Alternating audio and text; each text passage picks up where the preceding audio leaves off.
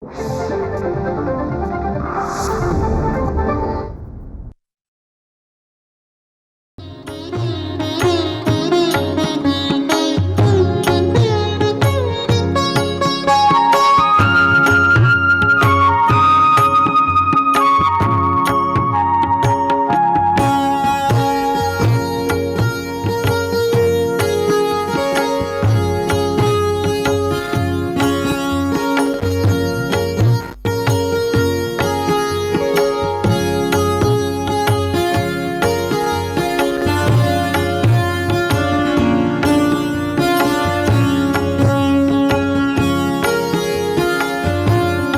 जीवन लाजिरवाणे, गाऊ मी कसले गाणे, अशी भावना गुरुजींच्या मनात असायची.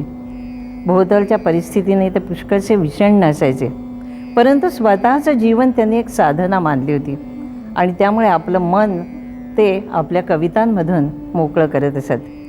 खरा तो एकची धर्म, जगाला प्रेम अर्पावे, असं म्हणणारे साने गुरुजी येथून तेथून सारा पेटू दे देश, उठू दे देश, पेटू दे देश, असं सुद्धा म्हणायला मागे पुढे पाहत नव्हते. की त्यांच्या व्यक्तिमत्वामध्ये रुजुता आणि कणखरपणा याचा एक विलक्षण संयोग होता. म्हणजे एका बाजूला मूल्यांवर विश्वास असणं वेगळं, पण त्या मूल्यांसाठी संघर्ष करणं. ज्या प्रकारे त्यांनी पंढरपूर मंदिरातल्या प्रवेशासाठी संघर्ष केला. जे हुतात्मे झाले 42च्या चळवळीत, त्या हुतात्म्यांच्या घरी साने गुरुजी गेले आणि त्यांच्या आईचं सांत्वन ते करत होते. तुकाराम महाराज ज्या पद्धतीने वेदाचा अर्थ आमासाची ठावा, एरा निवाहावा भारमाथा, असं म्हणू शकत होते. साने गुरुजींनी त्याच पद्धतीने पंढरपूरच्या बडव्यांना सुनावलं. संत म्हणजे लगेच वारकरी संप्रदाय आपल्याला आठवतो. वारकरी संप्रदाय म्हणजे मूर्तिमंत नम्रता, विनय, आत्मलोप, हे तर खरंच आहे. मातृहृदय होते हे निसंशय, परंतु ती माता आपल्या लेकराच्या संरक्षणासाठी प्राणपणाला लावणारी माता होती, हेही आपण विसरून भागणार. आपण पंढरीच्या विठोबाला विठोबा माऊली म्हणतो. ज्ञानेश्वर महाराज पंत असं म्हणत नाही, ज्ञानेश्वर माऊली. तर तिसरी माऊली म्हणजे साने गुरुजी. अपरंपार प्रेम त्याने मुलांमध्ये केले. तुमच्या माझ्या आवडत्या साने गुरुजींना मी माझे प्रणाम. तो दुसरीच्या वर्गात असताना त्याला 2 आणे महिन्याला फी होती. ती त्याच्या वडिलांना भरणं शक्य झालं नाही म्हणून त्याचं नाव शाळेतून कमी करून टाकलं. त्याला श्यामला फार वाईट वाटलं. तो आई वडिलांना आई मी गावाला जाईन, शिकेन, माधुकरी मागेन. आणि मग तो दापोलीला आला आणि तो रोज माधुकरी मागायचा. एकदा असं तो माधुकरी मागून चाललेला आहे. त्याला भयंकर भूक लागली होती. घरी जायचं आणि जेवायचं. तितका एक मुलगा पुढे आला आणि तो म्हणाला, दादा मी 2 दिवसाचा भुकेला आहे, मला काहीतरी खायला देता का? असं म्हणून त्या पोराने पोटावर हात मारल्याबरोबर या 8 वर्षाच्या श्याम चांदकडे कळवळलं. ते सोडून माधुकरी हातात घेतली, त्या मुलाला देऊन टाकली. श्याम, तूच हे करू शकतोस. आम्हाला पोटभर खायला मिळतं, तरी अभ्यासात तूच हुशार आहेस. वडील फीचे पैसे पाठवू शकत नसले तरी मला निदान शिकण्याची संधी तरी मिळते. आईला मी वचन दिले, मी मोठा होणार, खूप शिकणार. कितीही कष्ट हालापेष्टा सहन कराव्या लागल्या तरी आईला मी शब्द दिलेला आहे. अशा तऱ्हे अत्यंत कष्टामध्ये त्याने माझ्या आईला सुखात ठेवायचं म्हणून शिकलं पाहिजे.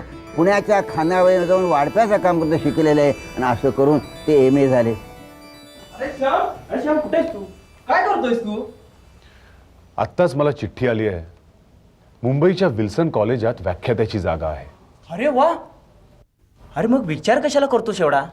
शाळेपेक्षा केव्हाही कॉलेजची नोकरी चांगली नाही का? शिवाय मुंबईला म्हणजे मोठ्या शहरात पुढे मागे प्रोफेसरही होता येईल. खूप काही करता येईल, खूप मिळवता येईल. शाळेत जरी कमी पगाराची नोकरी असली तरी तिथे मला मुलांमध्ये राहून मुलांना शिकवता येईल. भारताचे नवीन नागरिक घडवण्याचं भाग्य मला लाभेल. आपल्या देशाची सेवा करायची असेल तर शहरापासून दूर जाऊन खेड्यासारख्या ठिकाणी काम करायला मला अधिक आवडेल. एवढ्या कष्टाने MA झालो, पण आई वडील ते बघायला नाहीत. शिकून मोठं होऊन सुख देण्याचे दिवस आले, त्याच वेळी ते गेले. त्यांना मुलांवरती अतिशय श्रद्धा होती, मुलांवरती प्रेम होतं आणि मुलंच हे देशाचे तारक असं वाटलं. मुले म्हणजे देव, मुले म्हणजे देव, मुले आहेत राष्ट्राची मोलाची ठेव, ही त्यांची श्रद्धा होती.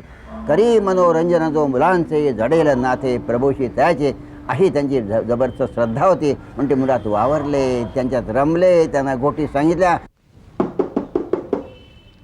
नमस्कार. या या. नमस्कार. नमस्कार. मी पांडुरंग सदाशिव साने. हा नमस्कार. अरे मी तुमचीच वाट पाहत होतो. बसा बसा. आम्हाला तुमच्यासारखेच तरुण शिक्षक पाहिजेत, नव्या दमाचे. पण मी शिक्षकाचं प्रशिक्षण घेतलेलं नाही. केवळ मुलं मला फार आवडतात म्हणून मी शिक्षक होण्याचं धाडस करतोय. हरकत नाही, हरकत नाही. तुम्ही उद्यापासूनच शिकवायला सुरुवात करा. नमस्ते गुरुजी. नमस्ते. बसा.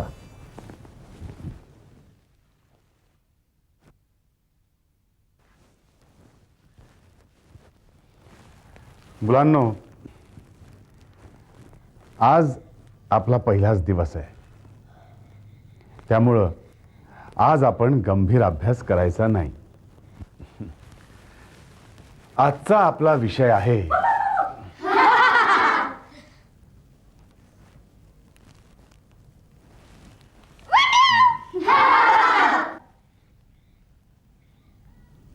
काय झालंय? हसायला काय झालं तुम्हाला? हसण्यासारखं काही घडलंय का? तुम्हाला शिकायचं नाही आहे का? हे बघा,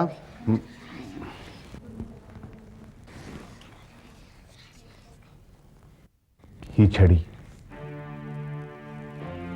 मुलांनो, या छडीचा प्रयोग मी तुमच्यावर करणार नाहीये. जर मी तुम्हाला शिक्षक म्हणून योग्य वाटत नसेन तर ही तुमची चूक नाही, ही माझी चूक आहे. आणि म्हणूनच या छडीचा प्रयोग मी स्वतःवर करणार आहे.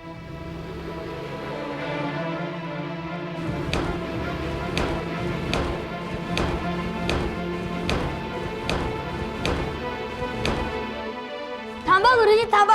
आम्हाला माफ करा गुरुजी, आमचं चुकलं गुरुजी, आम्हाला माफ करा. उठ उठ उठ बाळा. अरे मुलांनो, यात तुमची काहीच चूक नाही. इथे या, माझ्या जवळ या.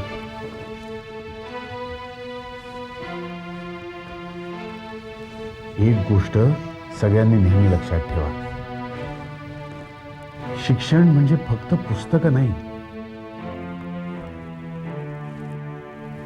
इथे या, खिडकीजवळ या माझ्या बरोबर. मी तुम्हाला काहीतरी दाखवणार आहे. या.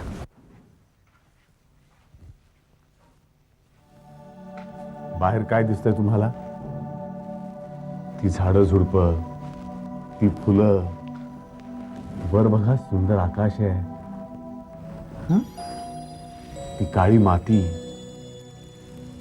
मुलांनो, ही काळी माती आपल्या सगळ्यांची आई आहे. तुमच्या घरी तुमची आई तुम्हाला छान छान गोष्टी सांगत असते, छान छान गोष्टी शिकवत असते की नाही? तशीच ही माती, ही धरती सुद्धा तुम्हाला छान छान गोष्टी शिकवेल. निर्मळ सुंदर पुष्पे फुलती, निर्मळ सुंदर पुष्पे फुलती, परिमळ देती लघु जरी दिसती,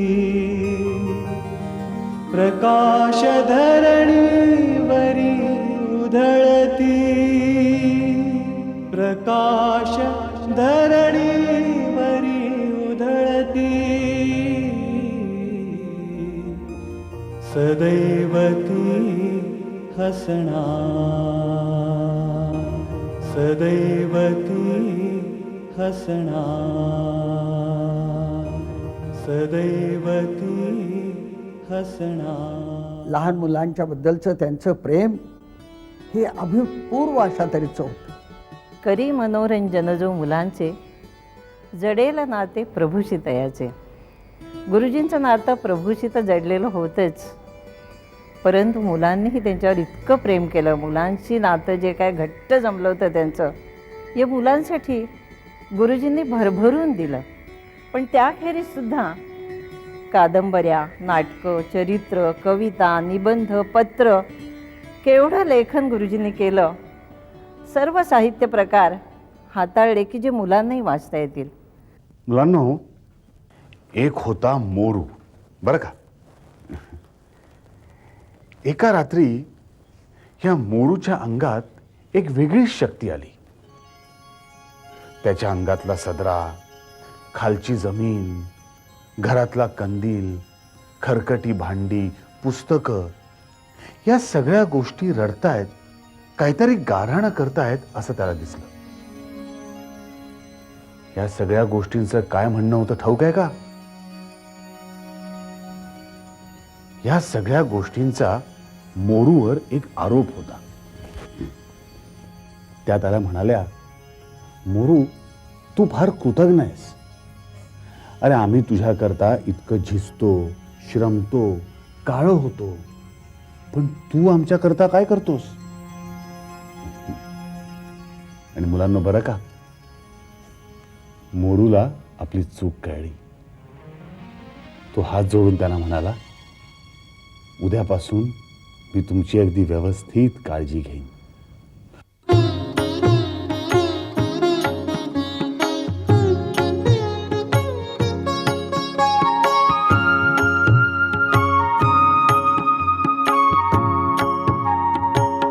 संपोनिया निशा उजळते प्रभा, संपोनिया निशा उजळते प्रभा.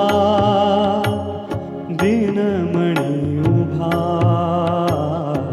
राहे नवी, दिनमणी उभा राहे नवी. संपोनिया निशा उजळते प्रभा, दिनमणी उभा राहे नवी, दिनमणी उभा राहे नवी.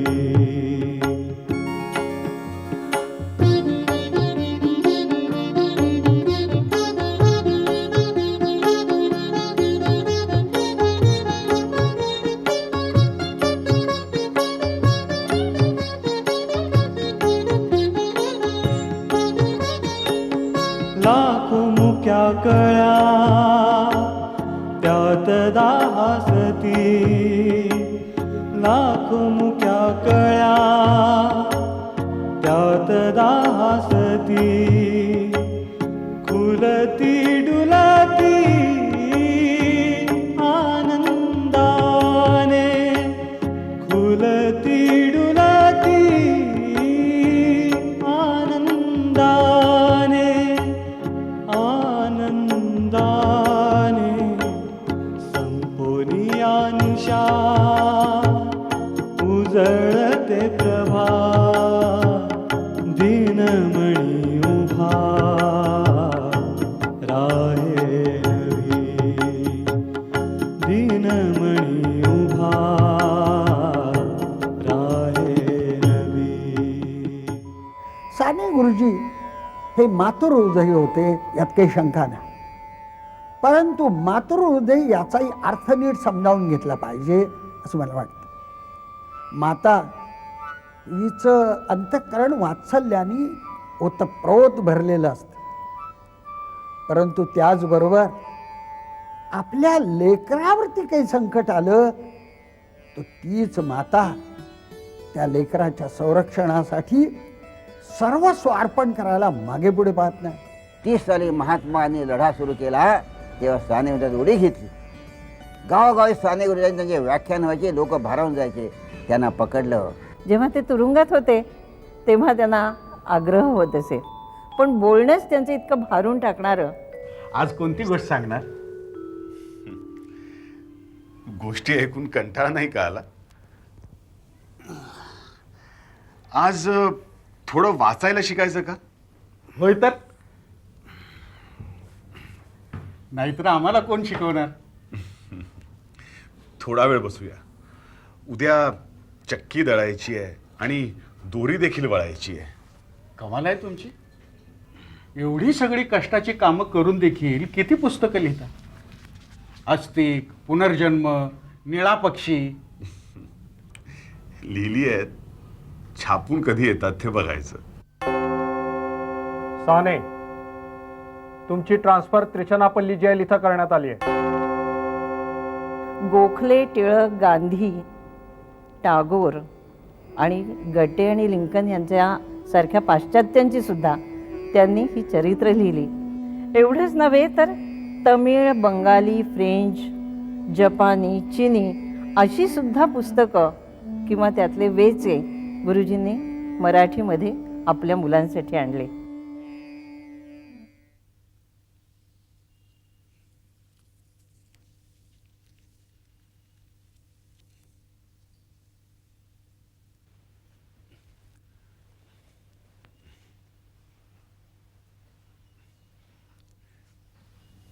Hello. I am Sane from Ammalner. You are Mr. My name is Ayyar. Oh, Mr. Ayyar. Mr. Ayyar, I would like to learn your language. म्हणजे I learned Bangla from my friend mister Chandrodaya Bhattacharya. तुम्ही please मला तुमची भाषा शिकवाल का? हे बघा, म्हणजे मला संस्कृत येतं. शेवटी संस्कृत हे सर्व भारतीय भाषांचं मूळ आहे. Definitely mister Sane, I teach you Tamil. मी तुम्हाला तमिळमधल्या स्टोरीज सांगेन.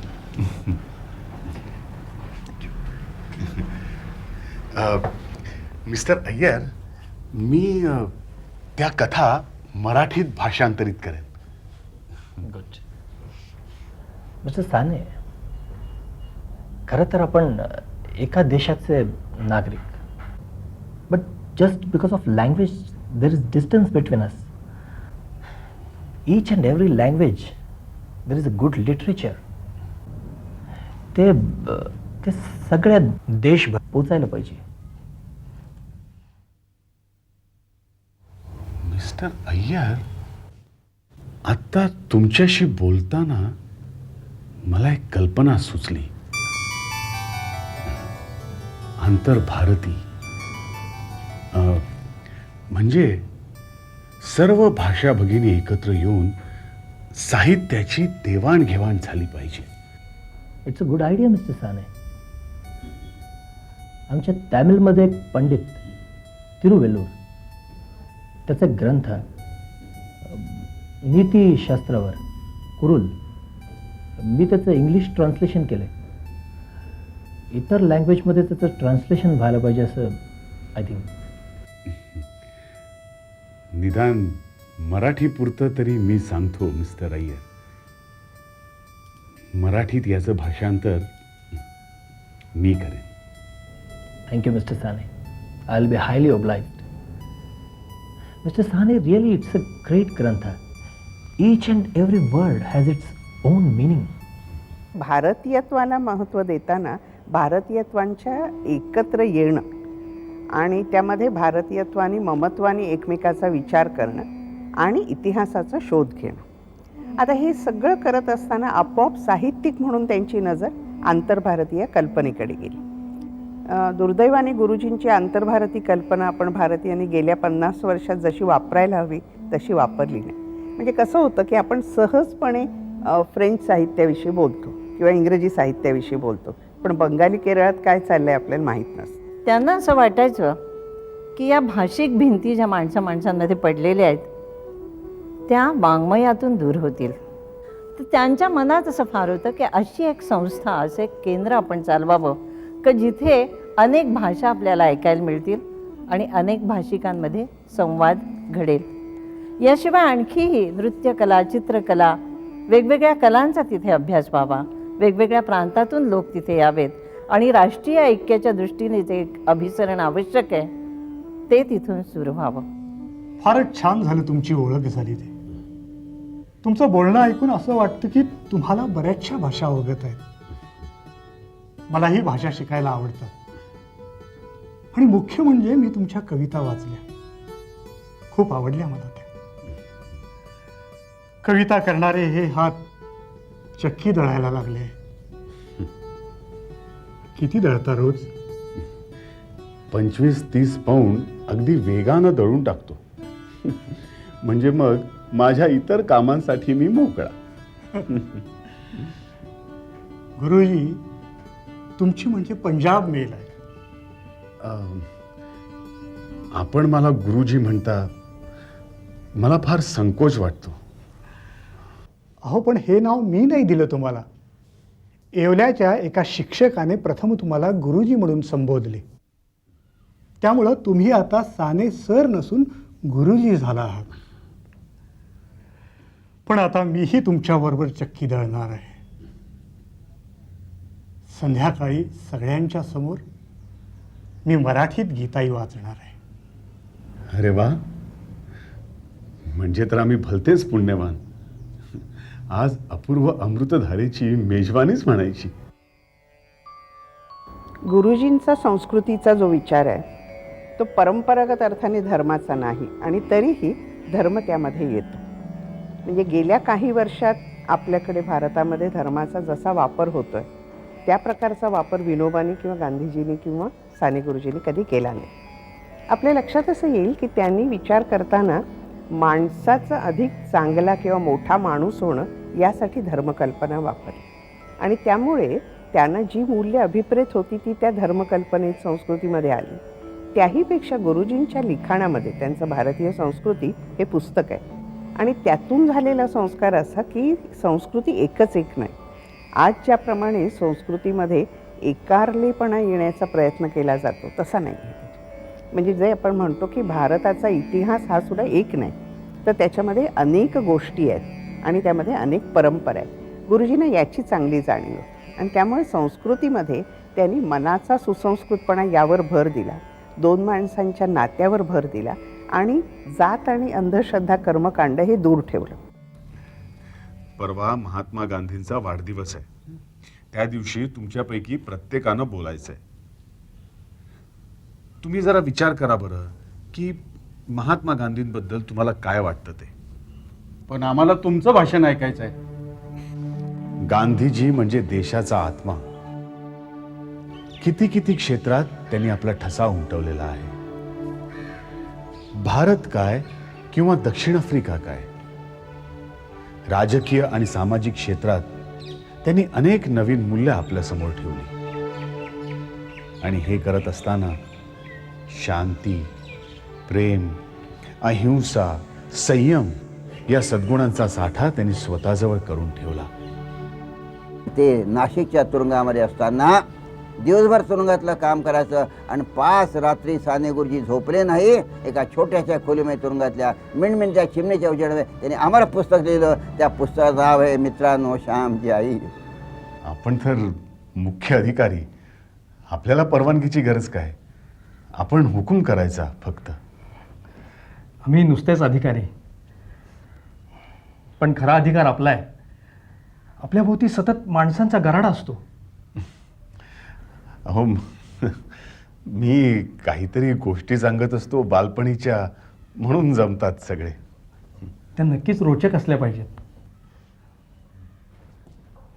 सध्या काहीतरी लिहिताय वाटतं.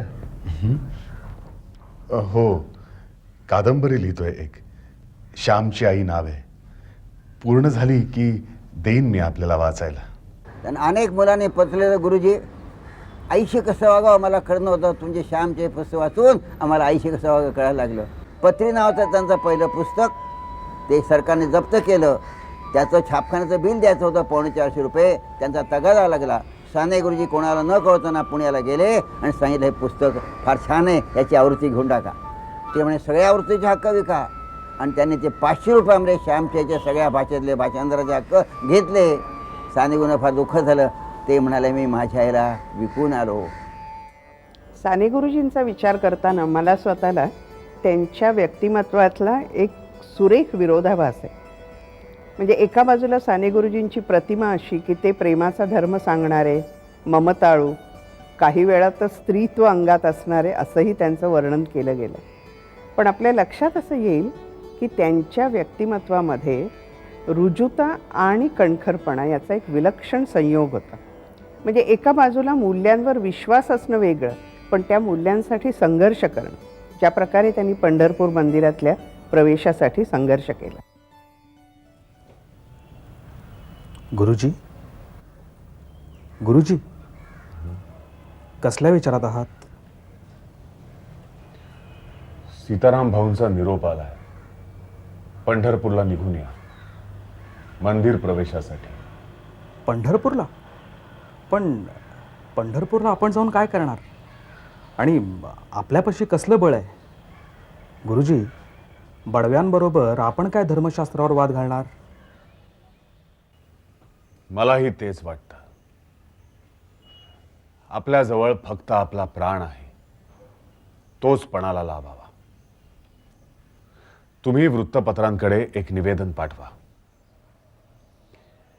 कार्तिकी एकादशीपासून पंढरपूरच्या विठ्ठल मंदिरात हरिजनांच्या प्रवेशासाठी पांडुरंग सदाशिव साने प्राणांतिक उपोषणासाठी बसणार आहे. बस ठरलं. गुरुजी, मला वाटतं आपण एकदम असा टोकाचा निर्णय घेऊ नये. काय ते आपण नीट साकल्याने विचार करू ना. नाही, मी अशांत आहे. मुंबई सरकार कायदे करतंय, पण मनोबुद्धीतच क्रांती झाली पाहिजे. आमचे डोळे उघडणार तरी कधी? खरं आहे गुरुजी. एकादशीला प्लेग असला तरीही वारकरी जमतील. अहो, कितीतरी हरिजन वारकरी आहेत. त्यांच्या मुलींची नावं तुळशी, एकादशी अशी असतात.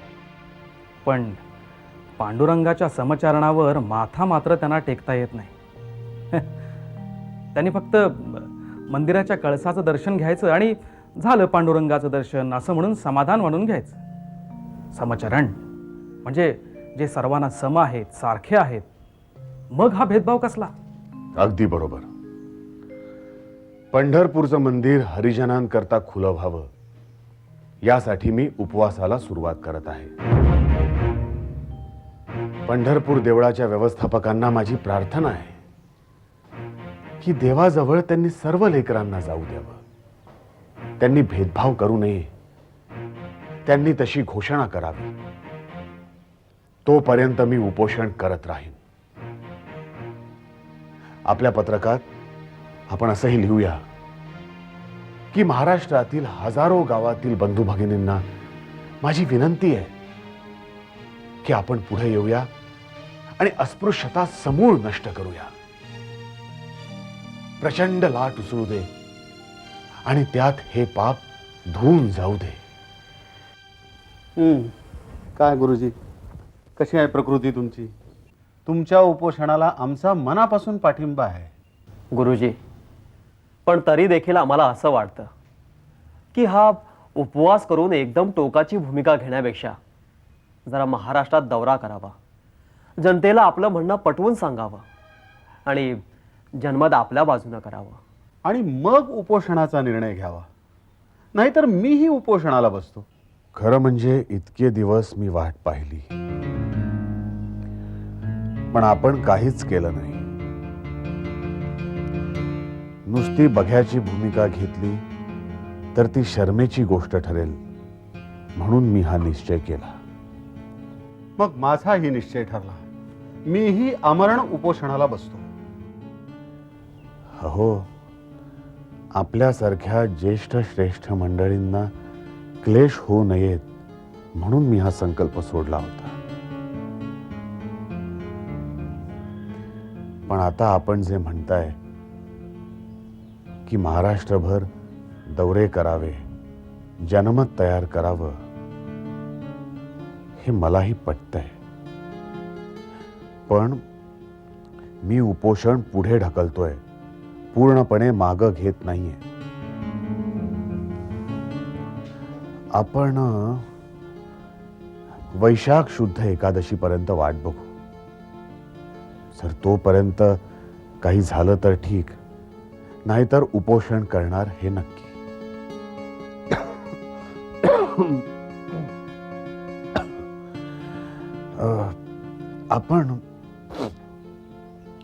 आपण एक समिती नेमूया, महाराष्ट्रभर दौरे करूया, प्रचार करूया. आपण मंदिराच्या विश्वस्तांनाही भेटूया, बडवे मंडळींना पटवून देण्याचा प्रयत्नही करूया. पण त्यातूनही काही नाही झालं तर मात्र आमरण उपोषण नक्कीच. गुरुजींनी स्वतः घ्या रे हरिजन घरात घ्या रे असं एक सुंदर गाणं त्या काळामध्ये केलं होतं. ते आम्ही म्हणत होतो. आणि आमचं सुदैव असं की त्यावेळेला गुरुजींसारखा महान संत आमच्या पाठीमागे टाळ घेऊन किंवा टाळ्या वाजवत साथ करत होता. ते गाणं असं होतं, घ्या रे हरिजन घरात घ्या रे घरात घ्या रे घरात घ्या, घ्या रे हरिजन घरात घ्या रे घरात घ्या रे घरात घ्या, घ्या मंदिरात बंधू व्हा प्रेम स्नेह सिंधू, घ्या मंदिरात बंधू व्हा प्रेम स्नेह सिंधू, मग दास्य सर्व हारे सारे हरिजन घरात घ्या रे. पंढरपूरचं मंदिर हरिजनांसाठी मोकळं व्हावं म्हणून मी मरायला उभा राहिलो. पंढरपूर म्हणजे महाराष्ट्राचं हृदय, महाराष्ट्राच्या जीवनाची किल्ली. पंढरपूर म्हणजे दक्षिणची काशी. असं हे प्राचीन पवित्र मंदिर देवाच्या सर्व लेकरांना मोकळं व्हावं म्हणून मी उपवास करायला सुरुवात केली. वारकरी पंथ सुरू होण्यापूर्वीच हे मंदिर प्रसिद्ध होतं. पुढे संतांनी याचा महिमा आणखी वाढवला. ज्ञानेश्वर, नामदेव उत्तरेची यात्रा करून आले. संतांना संस्कृतमधील ज्ञान मराठीत आणायचं होतं, पण संतांचा छळ झाला. आता आपण त्यांच्या पालख्या उचलतो,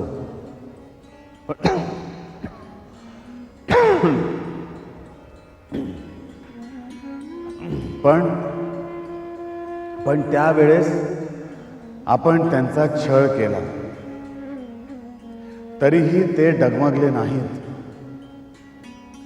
या वाळवंटात तरी त्यांनी भेदभाव नष्ट केला. आता त्याचं पुढचं पाऊल आपण नको का टाकायला?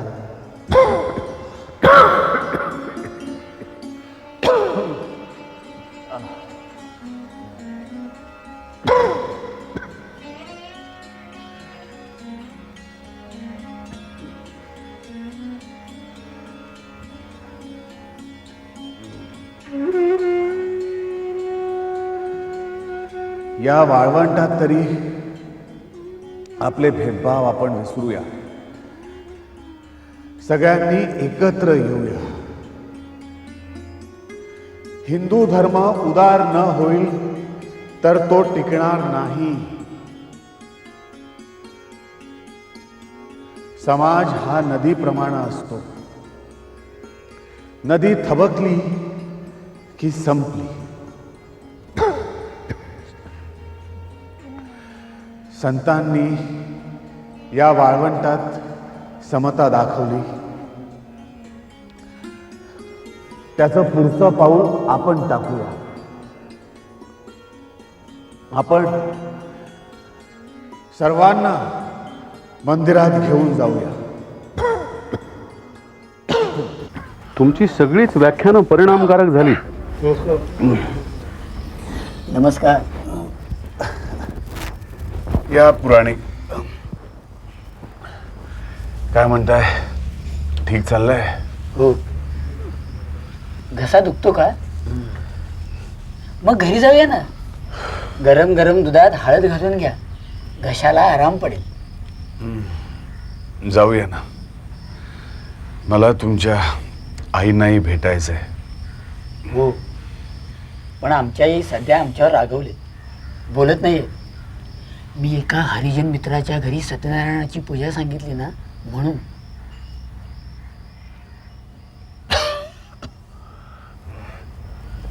हे बघा पुराणिक, घरच्यांना दुखावून आपली कामं कधीच यशस्वी होणार नाहीत. मी तुमच्या आईंचा राग काढतो. तुमच्यासारख्यांचे पाय आमच्या घराला लागले, अगदी धन्य धन्य झाल्यासारखं वाटते. गुरुजींना गरम दूध आणि हळद देण्यासाठी घरी आणलंय. हो का? मी आत्ता घेऊन येते. तुम्ही बसा. तुमची सेवा करायला आम्हाला आनंदच वाटेल. बसा तुम्ही.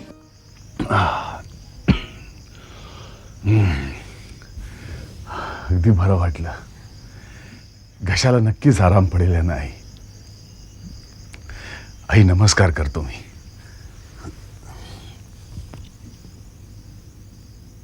उठा आता.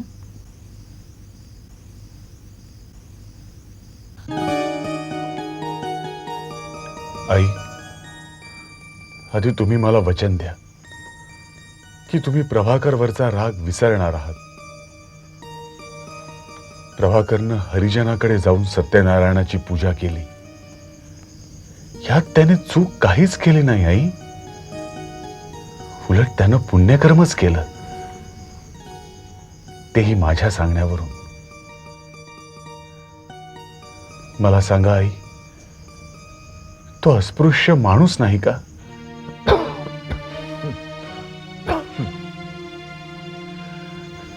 तुम्ही प्रभाकरला क्षमा करा. त्याच्याशी अबोला नका धरू आई तुम्ही. अहो, आपल्यासारख्या सुसंस्कृत माणसांनाच या समाजाला पुढं न्यायचंय.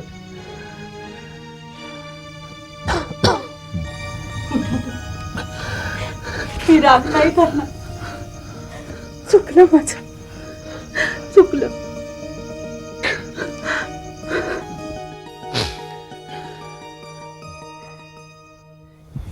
ठरल्याप्रमाणे आजपासून उपोषणाला सुरुवात होणार. तुम्ही तुमचा शब्द अगदी तंतोतंत पाळलात.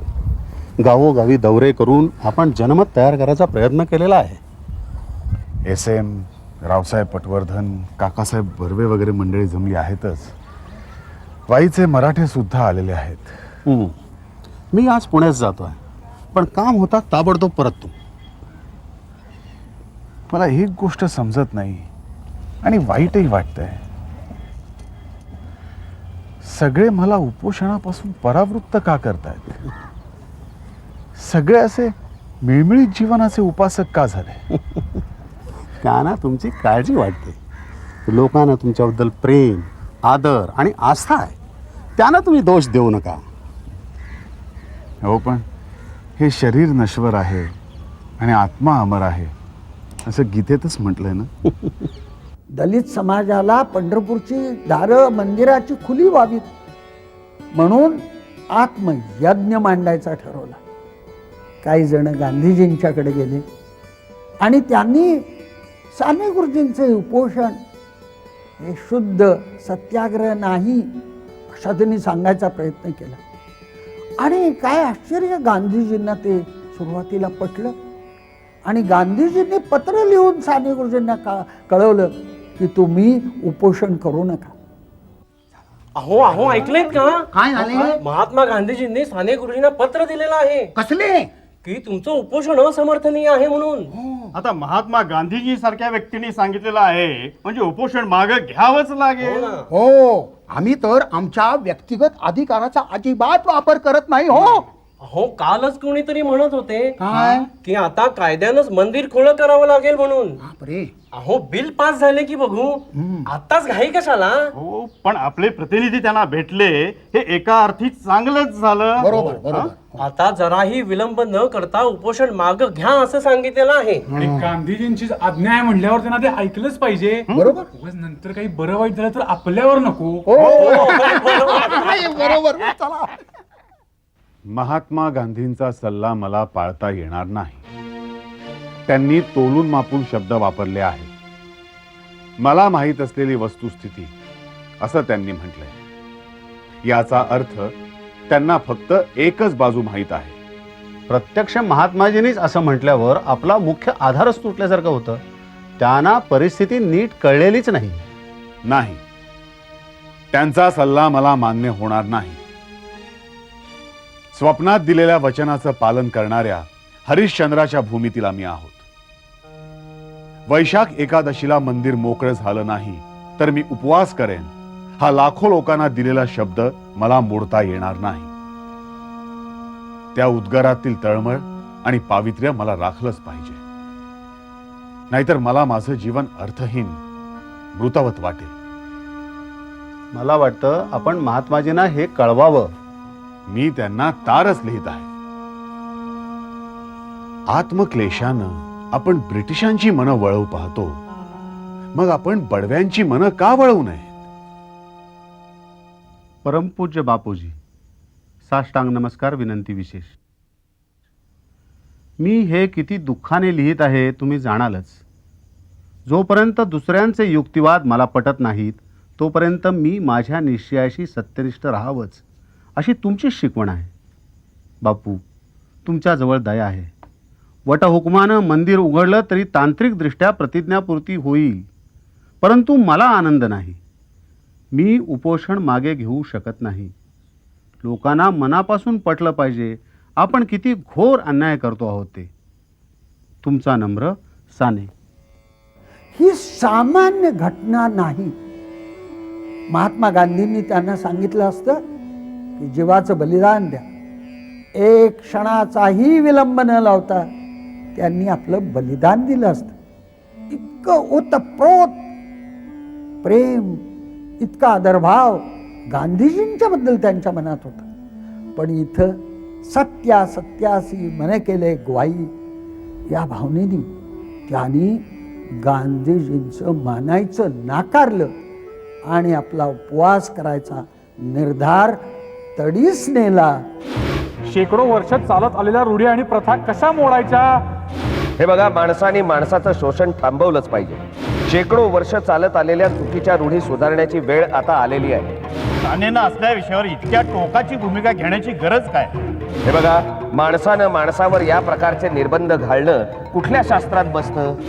शेवटी पिढीजात उच्च वर्णीयांचे काही अधिकार आहेत की नाहीत? देव हा सर्वांसाठी एकच, मग त्याच्या दर्शनासाठी वेगवेगळे नियम कसे? हा धार्मिक प्रश्न आहे. यात राजकारणी किंवा सामाजिक पुढाऱ्यांनी ढवळाढवळ करण्याची काय गरज?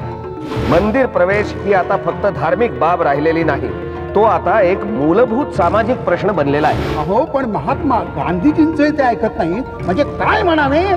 सुधारणा म्हणणारे आता अतिरेक करू पाहत आहेत. हे बघा, मंदिराचं द्वार हे सर्वांसाठी खुलं असायलाच पाहिजे. गांधीजींनी नाही का हरिजनांचे प्रश्न देशासमोर मांडले? हरिजनांना मंदिर प्रवेशाचा अधिकार मिळालाच पाहिजे. हे पहा, पत्नी आणि मुलांना दर्शनाला जायचं असेल तर जाऊ द्या, परंतु मंदिर सर्वांना खुलं होत नाही तोपर्यंत मी स्वतः दर्शनाला जाणार नाही. हे पहा, आमचा सत्कार स्वीकारा. आपण मंदिरात चला.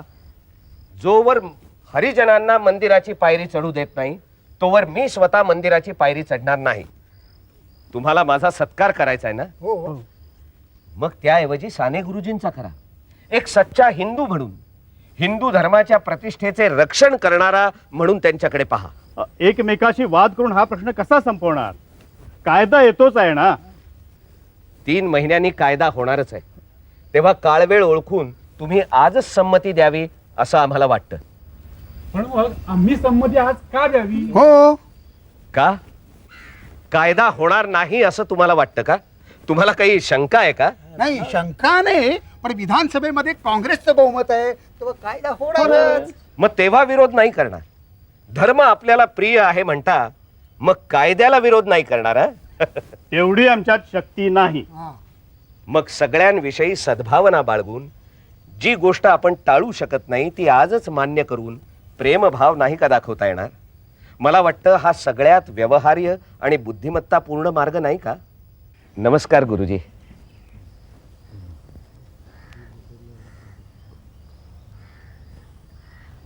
गुरुजी, आत्ताच माझी बडवे, पुजारी आणि विश्वस्त मंडळाच्या लोकांबरोबर बैठक झाली.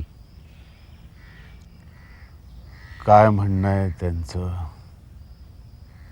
त्यातल्या तरुण मंडळींना बदलत्या काळाची चाहूल लागलेली आहे. तेव्हा त्यांनी डिस्ट्रिक्ट मॅजिस्ट्रेट समोर अर्ज करण्याची तयारी दाखवली.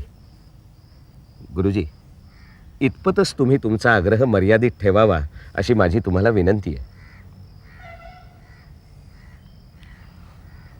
तुम्ही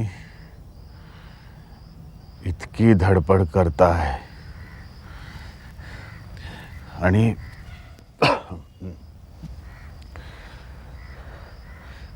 गांधीजींकडनं आलाय म्हणून नाईलाजानं मी तुमची विनंती मान्य करतोय. तुम्ही महात्माजींबद्दल काळजी करू नका. मी त्यांना सांगतो की त्यांना कुणीतरी एकतर्फी बाजू सांगितली होती आणि त्याचा फायदा बडवे मंडळी घेत आहेत. मी आत्ताच ट्रस्टीना गांधीजींना तार पाठवायला सांगतो.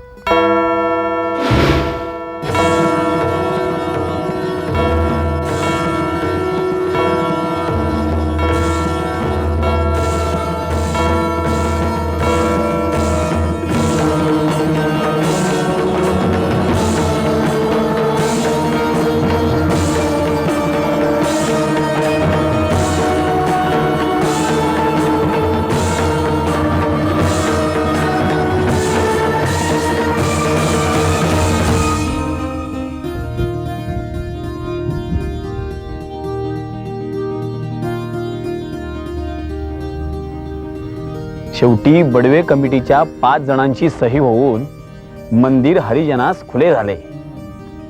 तुमच्या आमरण उपोषणाचे सार्थक झाले. आता पहा, पत्रांचा आणि तारांचा वर्षाव होईल. मग काय? आता 2-4 दिवस इथेच राहीन आणि मग विश्रांती करता बोर्डीला जाईन म्हणतोय. पण एवढ्यानं आपलं काम संपत नाही. हरिजनांसाठी काम सुरूच ठेवायचंय. बोर्डीहूनच सगळ्यांना आभाराची पत्र पाठवेन.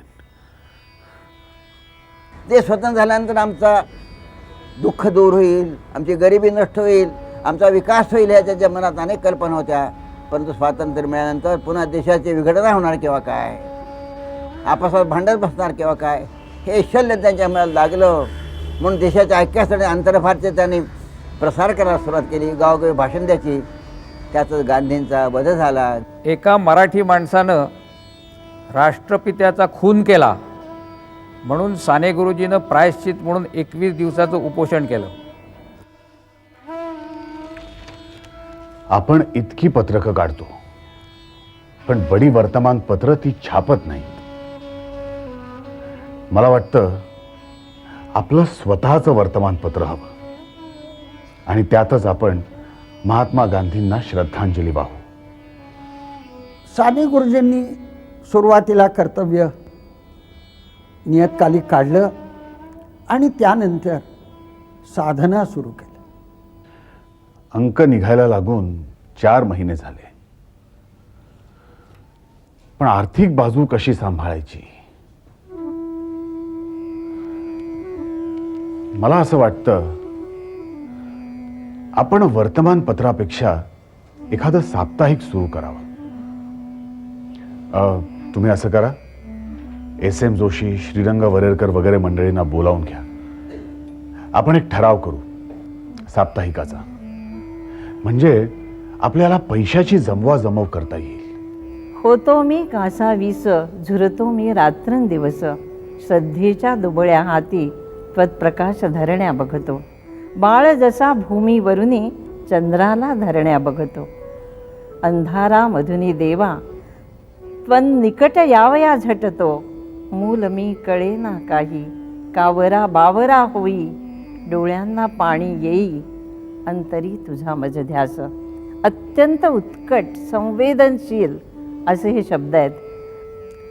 स्वातंत्र्य प्राप्तीनंतरचं साधना हे स्थापना समता शांती ठेवून शुद्ध साधना या उद्दिष्टाने त्यांनी सुरू केलं. मला ही गोष्ट स्पष्टपणाने सांगितली पाहिजे की त्या काळामध्ये जी राजकारणाची घसरण सुरू झाली होती, समाजामधलं नैतिक अधिपतन सुरू झालं होतं, जे गांधीजींनाही आपल्या मृत्यूपूर्वी जाणवायला लागलेलं होतं, त्याच्यामुळे एक तऱ्हेची विमनस्कता साने गुरुजींच्या मनामध्ये निर्माण झाली. बातमी आली की आज सकाळी 4:15 वाजता मुंबईच्या केम हॉस्पिटलमध्ये साने गुरुजींचं दुःखद निधन झालं.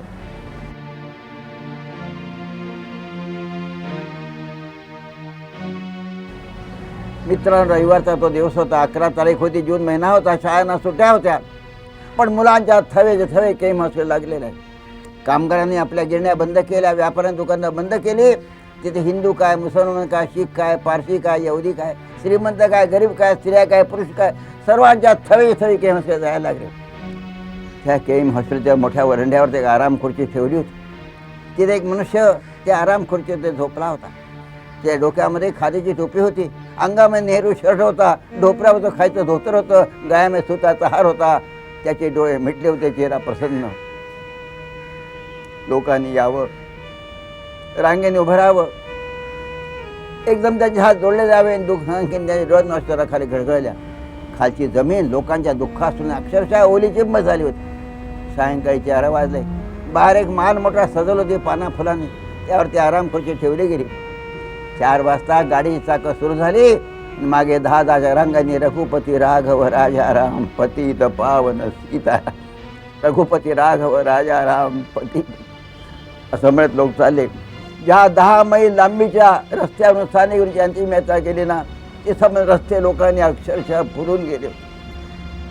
त्यांच्या घराकडून त्या अंत्ययात्रा चालली असताना डोळ्यातून अश्रूची वृष्टी, हातातून पुष्पाची वृष्टी चालू आहे. मजल दर मजल करत रात्री 9:30च्या सुमाराला तुमच्या माझ्या आवडत्या साने गुरुजींचं तो पार्थिव देह जेव्हा दादरच्या स्मशानभूमीत आला, तेव्हा कधीच स्मशानात जाणाऱ्या स्त्रियांनी स्मशान व्यापून टाकलं. लाखो लोक जमले होते. चिता पेटली, आकाशाला ज्वाला जाऊन भडकली. तेव्हा आचार्याचे श्रमणाला लागले, हे कोण बोलले बोला लाडका श्यामामध्ये झाला. श्याम म्हणजे साने गुरुजी मरण पावलेला माझा विश्वास बसत नाही. आचार्य यात्रे म्हणतात, मृत्यूचं चुंबन घेणारा तो महाकवी होता. विनोबाजी म्हणले की त्यांचा मृत्यू हे मला तर नाटकच वाटतं. सेनापती बापट म्हणले की ती एक योग समाधी होते. पुढे ही नैतिक घसरण किती होत जाणार आहे याचा इशाराच साने गुरुजींनी आपल्या मृत्यूने दिला आहे. ती घसरण थांबवणं ही साने गुरुजींना खऱ्या अर्थाने श्रद्धांजली होईल असं मला स्वतःला वाटतं. त्या तऱ्हेचा प्रयत्न आपण सर्वांनी करण्याची आज गरज आहे.